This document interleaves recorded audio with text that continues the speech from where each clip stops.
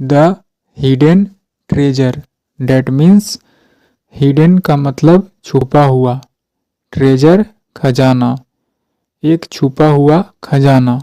Let's begin the first paragraph of this story.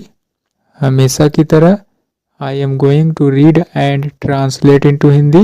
Once upon a time, that means एक समय की बात है।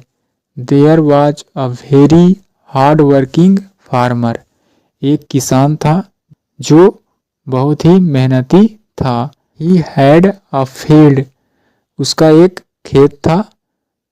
अ फील्ड यानी कि फार्म, जहाँ पर फसल उगाई जाती है, उसका एक खेत था। विच यानी कि जो gave a rich crop of grapes every year, यानी कि वह जो खेत था वह देता था, यू कैन से कह सकते हैं, यानी कि रिच क्रॉप एक अच्छी मात्रा में फसल, किसकी? ग्रेप्स, अंगूर की खेती कर सकते हैं। अंगूर की फसल जो है से एवरी ईयर, प्रत्येक वर्ष जो है से अच्छी खासी मात्रा में उपज करता था, यू कैन से कह सकते हैं। ही हैड 3 सन्स, उस किसान के 3 बेटे थे। ही हैड, हैव का सेकंड फॉर्म, हैड यानी कि उसके 3 बेटे थे। बट लेकिन, नन ऑफ देम, उनमें से कोई भी नहीं, bothered to help their father in his work, लेकिन उनमें से कोई भी नहीं हाथ बटाया। बोदर का मतलब परेशान करना, यानी कि परेशानी उठाना। टू हेल्प, मदद करने के लिए। देयर फादर, अपने पिता को मदद करने के लिए। इन हीज वर्क, उनके कार्य में, उनके कार्य में मदद करने के लिए कोई भी हाथ नहीं बटाया। डेट मीन्स कोई भी परेशानी नहीं उठाया, यू कैन से कह सकते हैं। टू हेल्प, मदद करने के लिए। देयर फादर, अपने पिता को। इन हिज वर्क, उनके कार्यों में, ऐसा कहने का मतलब है।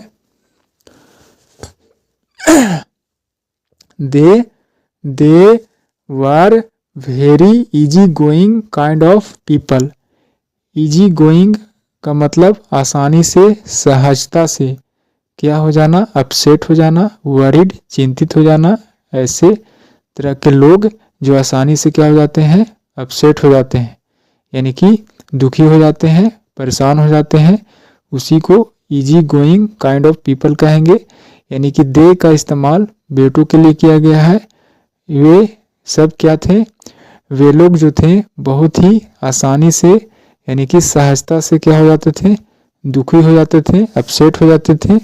सो इसलिए, the farmer was very worried, इसलिए किसान जो था बहुत ही वरीड, चिंतित था। किस बारे में? अबाउट, के बारे में। देयर फ्यूचर, उसके भविष्य के बारे में, अपने बेटों के फ्यूचर के बारे में वह चिंतित था। वन डे, एक दिन। The farmer fell ill, fall ill का सेकंड फॉर्म फेल इल, यानी कि बीमार। फॉल इल का मतलब बीमार पड़ना, बीमार होना। इस तरह से किसान जो है से बीमार पड़ गया। यहाँ पर सेकंड फॉर्म है फॉल का, fell. Due to that means की वजह से, ओल्ड एज यानी कि बुढ़ापे के वजह से, बूढ़ा होने के कारण वह जो है से बीमार पड़ गया। ही कॉल्ड हिज सन, उसने अपने बेटों को बुलाया। एंड और सैड, और कहा। डियर सन्स, प्यारे बेटों, प्यारे पुत्रों। आई डाउट, मुझे संदेह है। मैं शक करता हूँ, मैं संदेह करता हूँ। माई एंड इज नियर, मेरा अंत। इज नियर, नज़दीक है। एंड और बिफोर डाइंग, मरने के पहले। I want to tell you, मैं तुम लोगों को बताना चाहता हूँ। आई वॉन्ट, डेट मीन्स मैं चाहता हूँ। टू टेल, बताना। यू, तुम लोगों को। डेट की, इन माई ग्रेपरी, ग्रेपरी डेट मीन्स बगान, किस चीज़ का? अंगूर की बगान कह सकते हैं, अंगूर की बगान में। There lies a hidden treasure, वहाँ पड़ा हुआ है। अ हिडन ट्रेजर, लाइज निहित है, पड़ा हुआ है। अ हिडन डेट मीन छुपा हुआ खजाना, यानी कि उस जगह पर ग्रेपरी ऐसा प्लेस बिल्डिंग जहाँ पर क्या होती है, अंगूर की खेती होती है। उस बगान में क्या है, छुपा हुआ खजाना है।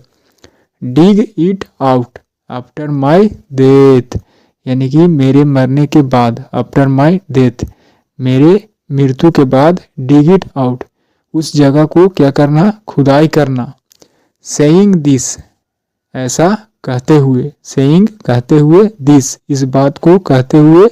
द ओल्ड फार्मर डाइड, बूढ़ा किसान जो है मर गया। डाई का सेकंड फॉर्म डाइड, मर गया। After performing the last rituals, अंतिम संस्कार। ऑफ देयर फादर, अपने पिता के लास्ट रिचुअल्स, अंतिम संस्कार को खत्म करने के बाद। आफ्टर परफॉर्मिंग यानी कि अंतिम संस्कार करने के बाद। द सन्स बिगेन, यानी कि बेटों ने क्या किया, शुरू कर दिया। बिगिन का सेकंड फॉर्म बिगेन, क्या, digging. Digging the vineyard, dig का मतलब खुदाई करना, यानी कि वाइन यार्ड का मतलब ग्रेपरी, उस जगह जहाँ पर अंगूर की खेती होती है, उस जगह को खुदाई करना शुरू कर दिया। दे डग एवरी इंच ऑफ इट, उसने यानी कि बेटों ने क्या किया, खुदाई किया। एवरी इंच ऑफ इट, उस जगह के हर इंच को, हर जगह की खुदाई की, यानी कि एक इंच भी नहीं छोड़ा। हर जगह खुदाई उन्होंने किया, उन लोगों ने यानी कि पुत्रों ने किया। बट लेकिन, बट लेकिन, फाउंड नथिंग, कुछ भी नहीं पा। फाइंड का मतलब मिलना, पाना। नथिंग कुछ भी नहीं पाया। But the digging led to such a rich crop, इस तरह से यह खुदाई करना जो है से लीड का मतलब कारण बनना, की ओर ले जाना, परिणाम की ओर ले जाना, यानी कि यह खुदाई जो है से एक कारण बना। सच अ रिच क्रॉप, एक धनी फसल, एक अच्छा खासा फसल के रूप में। As had never been there before even when their father was alive, before यानी कि के पहले, इवन भी, यहाँ तक कि जब उनके पिता जीवित थे उस समय भी ऐसा फसल नहीं हुआ था। ऐसा कहने का मतलब है जब उनके पिता जो है से जीवित थे उस समय भी ऐसा फसल नहीं हुआ था। कहने का मतलब है सो, इसलिए। The sons came to know, come to know का मतलब पता चलना, यानी कि जानकारी हो जाना। इस तरह से बेटों को पता चल गया। Came to know second form, यानी कि come to know. Came to know का मतलब पता चल गया। वाट देयर फादर, यानी कि जो उनके पिता।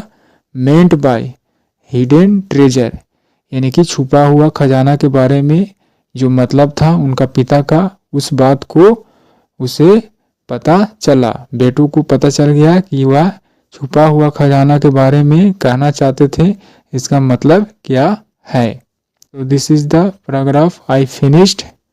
And what is the moral of this story. Moral, hard labour is our hidden treasure.